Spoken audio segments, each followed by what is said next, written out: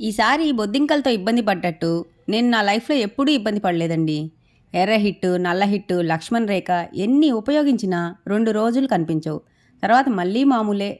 మీరు నమ్ముతారో లేదో గానీ బొద్దింకల నుంచి తప్పించుకోవడానికి చివరికి చెదల మందు ఉంటే అది కూడా స్ప్రే చేశానండి. ఇల్లంతా ఎక్కడ చూసినా బొద్దింకలే. చివరికి దేవుని గదిలో, గిన్నెల్లో కూడా అవేనండి.